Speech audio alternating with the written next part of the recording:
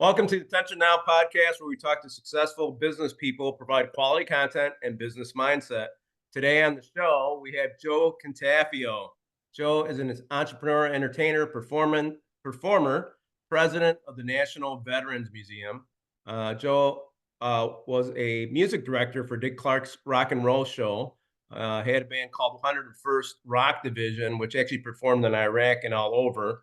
He currently has a band called Jade 50s that has been performing for many decades and still performing today. I'm actually looking forward to going to see one of his shows here coming up. Joe, welcome to the show. It's great to have you on here today and talk about your story and business success. David, great. Thank you for having me. A lot of my friends and fans know I love talking, so this is going to be perfect. Well, Joe, I had the opportunity of meeting you, and you're a great storyteller, right? And that's what Thank people you. love to hear. Thank you so much for helping veterans and supporting veterans. You've been doing so much for them. Greatly appreciate it. Appreciate that. And just wanted to start off. Tell us if you could tell us your story. How did you get into entertainment? This is kind of a cool story. Learn how to play guitar. That's a funny story to begin with, but we don't have enough time for that. Okay. In high school, we put a band together and we started playing all the school dances. And two history teachers, Tom Graziano and Jim Locke, came to us and said, "Hey, we're doing a thing called Decades Week at Oak Park and River Forest High School on the west side of Chicago. And we want a band. We're going to do all the teaching and the history of the 1950s that whole week during school. And then on the last day, all the kids come dressed in the 50s, and we want to do a sock hop. Could you guys play 50s music?" And we thought about it, and we go, "Yeah, I don't know." He goes, "We'll get you out of school for the whole day." We're in. Let's do it. So we went and I wrote a 10-song set because we were supposed to play during the lunch periods, which are only 20 minutes long. But the 50 songs are only 2 minutes long. So 10 songs would kind of hang over a little bit. We did that after there were 4 lunch periods. Oak Park High School had about 5,000 students in those days. And so we did the first lunch period. Nobody went back to school. Then we did the second lunch period. The crowd is doubled. Third lunch period, it's getting so crowded. Fourth lunch period, they're hanging over the balconies of the student center. They're lined up down the halls. They had to open the school doors because nobody could breathe. It was so warm. Everyone was sucking up all the oxygen. Oh my God. And the Chicago Daily News came out and put a picture of me on the front cover. It was a very successful history lesson for the day. And then after school, they asked us if we played another sock hop. And we just kept playing the 10 songs over and over again. And girls were screaming. And it was just, we thought they were just screaming because that's what they did when Elvis Presley came on stage. Well, next thing we know, about a week later, our teachers, the two history teachers, call us into their classroom after school. And they had a stack of letters from all the area schools who read the article and about this 50s band that played at Oak Park High School. And they said, "We think we can become your managers and we can make a lot of money." So that was my future. At that time, I didn't know if I was going to college. I didn't know what I was going to do. My father was a dentist. He wanted me to go to Loyola like he did and become a dentist because we have the same name, Joseph A. Cantafio. But I wanted to play the guitar. So this gave me an opportunity. So I ended up at Triton College for 2 years. And a lot of the band members went there. We studied music and business. And I remember asking Burl Gluskin, my music theory teacher, "How do I learn how to become an entertainer?" He goes, "You're in the wrong school for that. That's called the School of Hard Knocks. You have to go on the road and you'll determine whether you got it or not. Your audiences will let you know." So that did off on the road. I was 19 years old and I was the old man in the band. We had kids, 16 years old. So we could only really tour the country in the summer because guys had high school. And we would work weekends in bars. Sometimes we could work a couple of weeknights. The guys would be doing their homework on the bar between shows. It'd be funny. And next thing you know, we're the only oldies band in Chicago, one of the really successful ones. Dick Clark. Well, actually, Grease. The movie Grease was premiering in Chicago. Okay, yeah. By Paramount to perform for the opening of the movie Grease, and one of the shows was at Navy Pier. The people from Chicago Fest came to see us, a guy named Lou Valpano. And so he contacted us to play with Dick Clark. at the very first Chicago Fest. Wow. So we're all kind of nervous because that means we're the band There's a with big Dick Clark. audience, So you're playing with Chuck Berry, Bo Diddley, Jerry Lee Lewis, the Shirelles, the right? Crystals, Wow. Freddie Wow. Boom Boom Cannon, and on, about 50 of these stars over the years. I asked Larry Klein, Dick Clark's producer, if he could mail me the music because we'll memorize it. He goes, what? So because you memorize it? I go, yeah. Then we can swing our guitars and look like a real 50s band, the way it used to look in the 50s. So they sent us the music. We memorized it. Every guy was allowed to have one sheet of music by their foot to catch any notes that they needed. And that's what we did. And we swung our guitars and did all that movement. Clark loved us. We were young kids. He told us, it kind of reminded him of the teenage idols of the 50s period. So yeah, you guys want to continue. I remember they said, the first show, we're standing there and Larry Klein goes, where's the music director? We're all looking around like, yeah, there's a music director. He goes, where's the music director? And we're all looking around. He goes, who's the leader of the band? And I raised my hand and go, you're the music director. Oh my gosh, that's funny. I'm the music director. Oh my and god. So, that blossomed. I mean, we got to be friends with Chuck Berry, very close friends. I love Chuck Berry. I got to tune Chuck Berry's guitar every show. Oh I my listened gosh. to interview after interview with Springsteen and everybody who played guitar with Chuck Berry, and he wouldn't let him tune their guitar. I tuned his guitar. Oh my gosh. Yeah. Is that when you realize like, wow, we're gonna hit it big now? Well, I still haven't realized it. It's like a huge blessing, right? From high school and you're still going. That's Yes. incredible. We just had a reunion last weekend in Okay. Oak Park, hometown, and we had like 30 guys there, and we all talked about it. At the time, we rehearsed all day. We looked at it as a 40-hour a week job.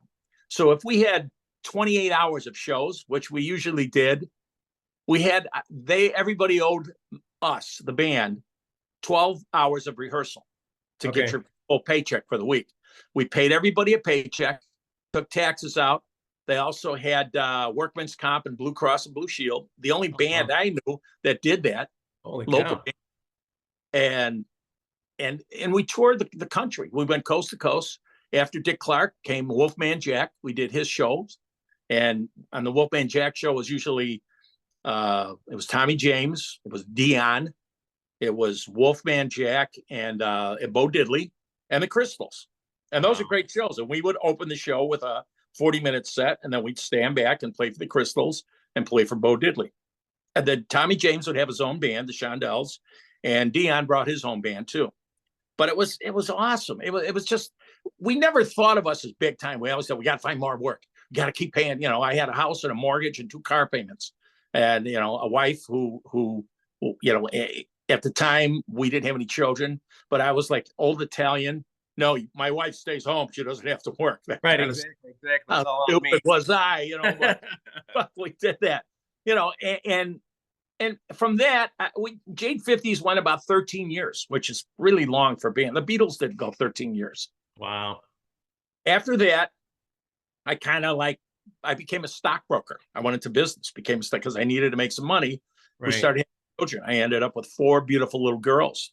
Today is my daughter Laura's birthday, by the way. Happy birthday, Laura. Happy birthday, Laura. Yeah.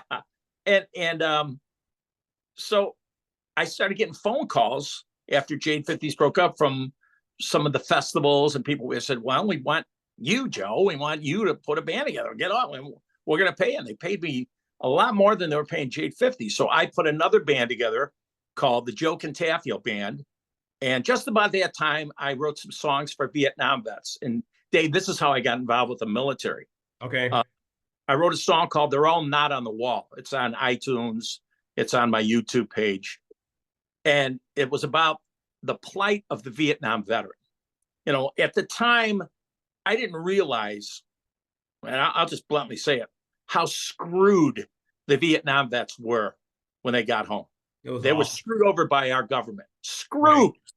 They used them as fodder in Vietnam. And then when they came home, there was no protection for them. They were spit at. Some were even murdered. It was a horrible scene. So these Vietnam vets came to me and said, we need you to help tell our story. So I went to a meeting, a Vietnam meeting, if you remember that organization. And I went to the meeting in DuPage County, and I listened to their stories. And I came back 2 weeks later with a song called "They're All Not on the Wall," and it's about people I met in that meeting. Okay. We recorded it, and it did okay. A couple of years ago, it's on a multi artist disc, a new version of the song. But when Vietnam vets hear it, they're just like, "That's the story. Why wasn't this a hit record?" I don't know how records become hits. I've tried years, and so we put the song out, and then I really got interested in the Vietnam and the veteran story. I had a cousin, Charles Janetti, who was killed in Vietnam. And his brother John was in the Army. Charles was a Marine. His name's on the wall. And that kind of woke everybody up a little bit of what war really is. It's not let's glorious John Wayne movie. It's death, and exactly. destruction and hell.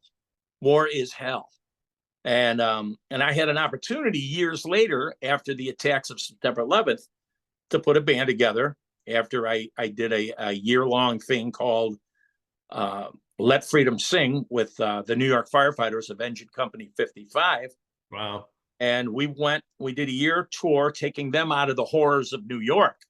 And I have stories. That's a book in itself of what those guys had to do, scraping humans off of walls and petri dishes so that the family could get some kind of DNA ID, and then they would bury whatever they found. It was horrible. Wow. I have so many stories, nightmarish stories.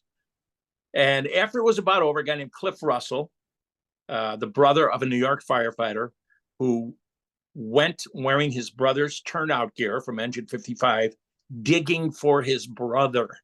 Wow. His brother's body was found in October later that same year, but Cliff still kept it up. He's a good friend of mine, and he goes, "How do I continue to heal when your year is over with us?" And I said, "Well, we'll take it to the troops." Next thing I'm making some phone calls, and we have this dinner with the Speaker of the House, and Cliff Russell comes to the dinner, and John Olivero, firefighter from Engine 55, comes to the dinner, and he has a picture taken with us, and he goes, "This is going to stay on my desk in Washington, blah blah blah." And Cliff goes, "Hey, he's using us for a photo op." So he goes, "Let's use him." And I said, "Send us overseas." And he goes, "What the hell are you guys going to do overseas?" I said, "I'll put a band together and we'll entertain the troops, and I'll bring him with me, and he can thank the troops for avenging the death of his brother." Oh, that's incredible. Okay. I didn't know that part. That's awesome. Yeah. And he said, "That's a great idea. Right. I gave him my card, and about 4 days later, my phone rings. It's the Speaker of the House. Okay. I'm like, "Oh, God." And he put his assistant on the phone, explained everything to my assistant. He'll take care of you. I explained everything to him. About 2 weeks later, I got a stack of paperwork like this big. My gosh. About background checks and Social Security numbers, grade schools, parents' maiden names, all that stuff that the military needs to do checks on. Well, I didn't have a band yet, so I had to put a band together. So I called John Brandt, my dear friend who was in the Giant Killers with me, who was former bass player with Cheap Trick. I called him first. Nice. I can't go. My wife will kill. All right, I'm going. So turns out his father-in-law was a Frozen Chosen. Oh, wow. Okay. Yeah. Who never talked about it until John said, "I'm going to Iraq." No and way. then Jim, his father-in-law, opened up about all these stories that he went through. Pulling air from the first cav out of the Chosen Reservoir in Korea. I mean, that's it's its own Band of Brothers series, just what the Frozen Chosen went through for the Marine Corps. Wow. So then I got Ronnie Stetta from the Turtles on guitar, and Timmy Scruggs, Vic Lubinecki. I brought little Mikey Schlifka as our sound guy. And next thing we know, we're in Baghdad playing. We're on the steps of Saddam's palace. My joke is, I always wanted to play the Palace, just not that one. That's cool. Oh my gosh, that's incredible. We're in Iraq, and we're getting mortared, and we're getting shot at, and our convoy is attacked. It was just like, wow. And people are like, "Were you terrified?" No, we were surrounded by, a whole caravan of I remember I was the 4th Infantry with the machine guns and stuff, Okay. and back at these guys. And I actually held a gun because the driver goes, "Grab my weapon, stick it out behind me," and I'm sticking it out of the window, behind his back. It was just like crazy. And then That's we got to a palace and we did a show at the palace, oh my God. and it was just crazy. And then we headed over to Djibouti, Africa, to the Okay. great base there, Camp Lemonnier. Okay. And we played right there in the Horn of Africa. We played shows there. We got to Bahrain. We got to Qatar. We got to Kuwait, did 2 shows in Kuwait, 9 shows in Iraq. And we ended up doing more than we were supposed to. Our shows would go 2 and 3 hours long. Wow. It was like playing a show on the History Channel. That's we amazing. were for all the branches at all the bases. I mean, it's one of the greatest highlights of my life.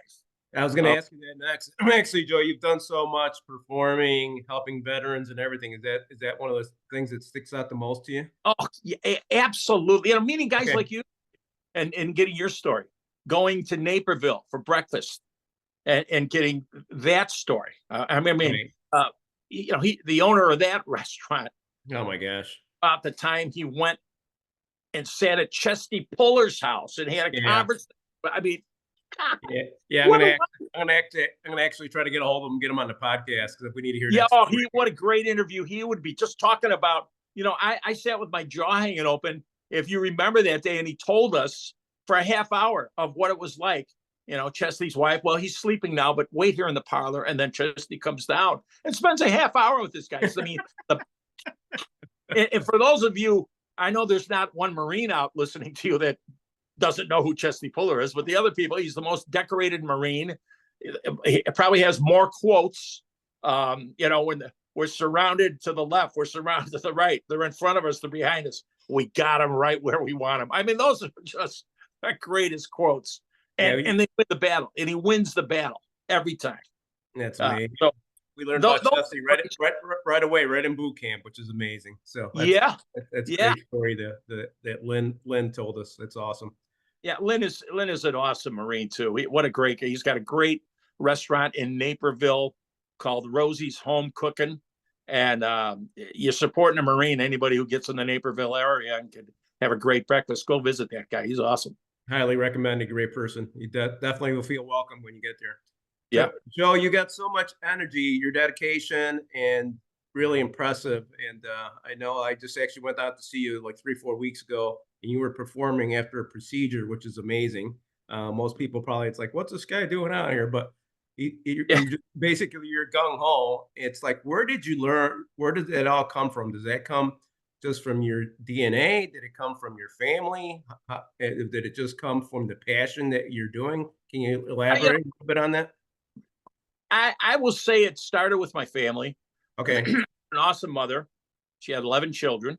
Oh my gosh. 10 brothers and sisters. I had a father who came back from World War II. He was a gunnery instructor down in Texas on B-17. Okay. And when he got home and he had all these kids, he's working 3 jobs and he could not get ahead. He couldn't get ahead. I told my mom, you have to go work in a factory at night. I'm going to college. And he went to, then he became a dentist on the GI Bill, the first dentist to graduate Loyola University on the GI Bill. Oh, no way. Wow. And you know what? I was doing some research on you for pictures, and I saw a picture of him graduating, which was pretty cool. Yes, with my brothers and sisters going down the. That was the cover of every newspaper. The government wanted on there because it was the GI Bill. Right, exactly. My dad. Are you in that picture? You're in that picture? No, I'm in my mom's stomach. I was looking for you. It's like, where's Joe? I couldn't recognize it. Well, actually, I am in that picture, but I'm in my mom's stomach. Okay, gotcha. You're a camouflage. I couldn't recognize you. All right. Good camo back in those days. But he's my hero in life. Always was. He died of Parkinson's disease. Oh my gosh. My mom passed away at the age of 98 and a half a few years ago. But my parents were the most incredible human beings. And I remember when I told my dad I wanted to be a musician and not a dentist, I thought it was breaking his heart. And he took a deep breath and he goes, well, then you be the best musician. Oh my gosh. And he ended up being, my parents were our partners in That Jade is 50. incredible, Joe, because back in Yeah, the day, when we were growing up, people were constantly telling us, become a doctor, become a lawyer, yeah, become a dentist, whatever. yeah. And Don't become a musician, if you wanted to gear off to do something else, right? It's right? like, are you crazy? Just like when I joined the Marine Corps, I went in right out of high school, right? My mom had a master's actually from Loyola as well. Oh, And she's like, what are you doing? Right. But you know, you got to follow your passion, but keep going. Go ahead. well, and that was my father. And then I look at that, from what I learned at my 2 years at Triton College, this Mr. Gluskin, Professor Gluskin, Burl Gluskin was his name. I remember seeing him on a TV special playing piano for Frank Sinatra. And Oh, I went to wow. school like the next week. I go, was it you playing piano with Frank Sinatra? He goes, yeah, I play with everybody. The guy was unbelievable. And I remember just impressed. And he just said, if you're going to get into it, remember this. It's called show business. There Drugs you have go. no place in business, People forget the business part, right? right? Drunks have no place in business. You'll see that everybody on drugs and everybody who drinks will not go very far. Now, Keith Richards is the exception to that rule, I guess. But, you know, he was right. I mean, there's so many guys that played with Jade 50s over the years that left for various reasons. And I always the band members from the second version of Jade 50s called my rehearsal sessions the Adolf Hitler rehearsal sessions because I Okay. was brutal because I would look at a set. So let's say a set was an hour long. Okay. I looked at it as one song from the first song to the last song. And so you had to have everything. The song would end, boom, and then you had to have something, maybe a snare go,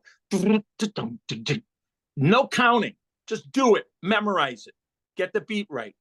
So that to me, when we rehearsing the band and we get to the seventh song on the set and the guy would screw up, I go, no, take it from the top. And they would take it from the top of that song. I go, no, take it from the top of the show, the set.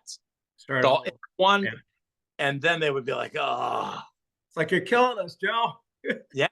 So it might take us 3 days of rehearsal to get through the first set. Okay. But it was in their head. So we had 3 weeks of rehearsal to put the second band version of Jade 50s. And I could see them, they were hating me, which I thought was okay. But it's like the Marine Corps in a way, things I've learned from General Conway. And so what the Marine Corps does, it breaks you down and then they build you up in boot camp. They break you down to nothing and they build you up. And every Marine I met it's the proudest moment of their life when they got out of boot and they became Marines. Correct. And that was, I remember the first gig we had, we were playing a girls' high school, Catholic high school. And the guys were all nervous. I said, no, just don't think, just and we went through the show. They nailed it. And they all said, it's those rehearsals. Thank God. They appreciated it. And Yeah. that band was so tight. Every band I'm in is tight. The current band I'm in is tight. It's all pros now. And it's so, Dave, can you imagine? Paul McCartney calls it magic. Can you imagine just, you saw me at a VFW. Right. And the crowd's all around and I get to play music on my guitar and people are singing along, dancing. What a great job that is. I love singing and playing my guitar. What a blessing to give people some joy, right? Yes. Yeah. Right. It's just so, I don't even know. Magic is the only way I can explain it. It's a magical thing where you can get a bunch of strings together to sound like a band. Sometimes I can play the drums on there. I play bass on it. I try to cover everything and then sing. That's a gift. That's just magic. That's just magic. That's awesome. Hey, can you tell us a little bit about your National Veterans Museum? Sure, I can tell. We took it underground. We had 4 people that came at us in federal court because they wanted to get paid right away. So we kind of dragged everything underground. But I can tell you, we have an incredible board of directors. I went out and got General James T. Conway to be our chairman. I'm not the president. I'm the CEO. We have a president. Okay. And Conway is, as you know, the 34th Commandant of the Marine Corps. Correct. This guy, when you look up the word general in the encyclopedia, they have his picture. Oh, but no, guy, this guy he's awesome. Right. He knows history, not just Marine history. He knows all military history. Oh my He's gosh. smart. He's got an effervescent personality. He's a great guy. Then I have Lieutenant General Rigby. I mean, we have admirals from the Navy and the Coast Guard. We have all the top sergeant majors, and we have Sergeant Major Carlton Kent on our board of directors. So, and then we have Jim Zemer, the past president and CEO of Harley Davidson, on our board. Oh wow. Okay. We have Ken Fisher, who his family owns the USS Intrepid in New York Harbor, and Fisher House at all the VA. That's Ken Fisher's the president of that. Wow. And we're trying to work on Suzanne De Laurentiis. Once our funding is approved, we'll hope to bring her onto our board of directors. So we have a great board of directors. Nice, nice. And great funders. The funding is in place. We're just waiting and waiting and waiting for the funds to be released. And when that happens, it'll be a big bang. And it's going to be one of the biggest museums out. We don't want to name where we're going to put it. Okay. On the internet. I'll tell you and I'll whisper in your ear next time I see it. But yeah, but it's supposed to be very large, though, is what you said, right? Yeah, it's a $6.5 billion project. Wow. Okay. With billions and billions already being raised right now for our endowment program. Okay.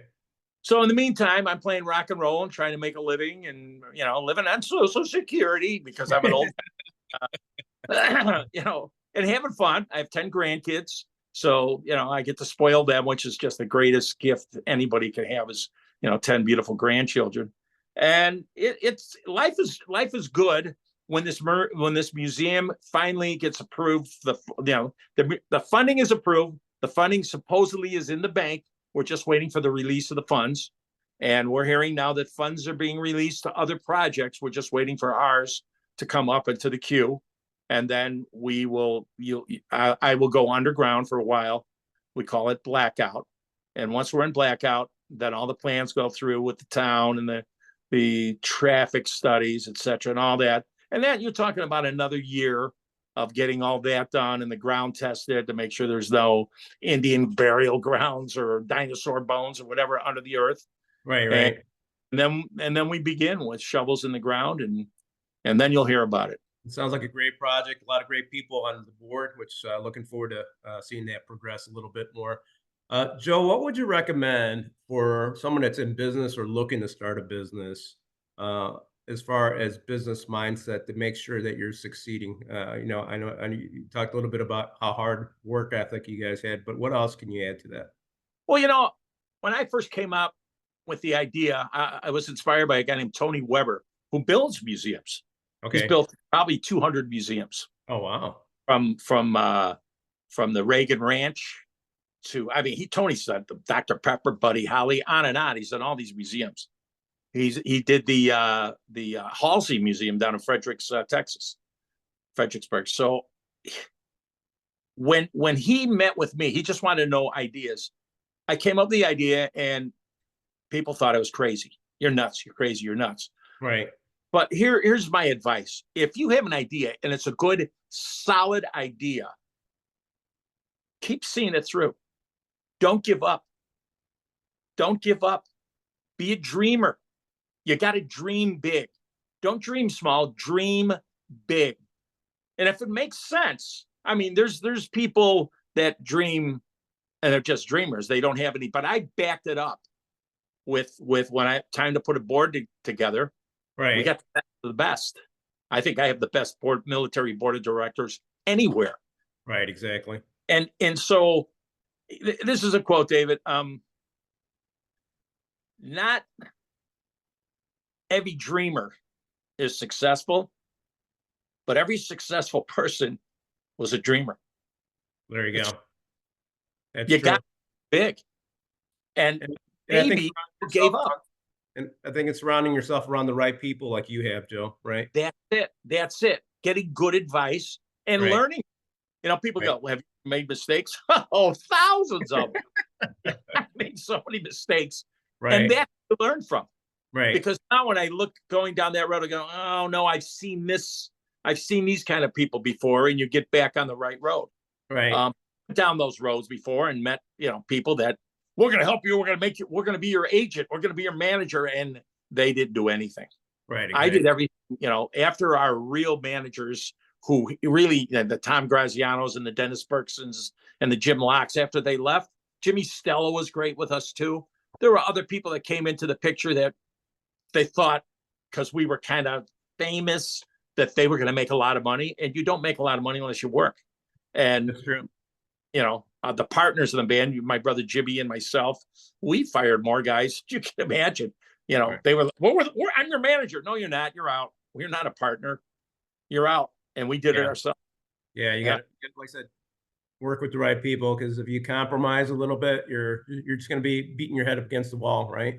And Years, you it's like, got to learn from those meetings, though. Right, You got exactly. to take a meeting once in a while, but you got to learn from it. That's, history repeats itself. Right, right. So just learn that lesson and don't go down those paths. Awesome. Thank you, Joe. I know you're still doing a lot of performing. Are you looking to perform just locally? You still looking to expand a little bit more? Or if people want to hire you for gigs out of town, are you still open to doing that? Oh, I'm doing that all the time still. I was in Okay, perfect. What's the best way for people to Marines. contact you? You can contact me. I mean, go to Facebook. Okay. Or you want me to give you my number? I can do that. Yeah, whatever you want.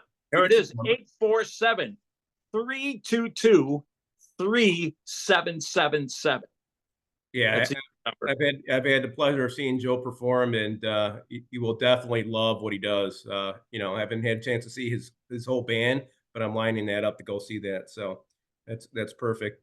And I think we're almost at time. Anything else you want to add that we missed, Joe, before we wrap up here? Well, God bless the USA. That's what I end every show with, and that's what I'm everybody out there. God, we live in the greatest country. I've been all over the world. This is the best place in the world, the USA. Don't think it's not. Love this country. Oh, I can't hear you. Oh, hang on. You went out for a second. You back? Am I back? Okay, yeah. Yep. Somebody just called from your show. I'm guessing. Oh, that's right. Yeah, maybe. Yeah, but yeah, I definitely agree with you. God bless the USA.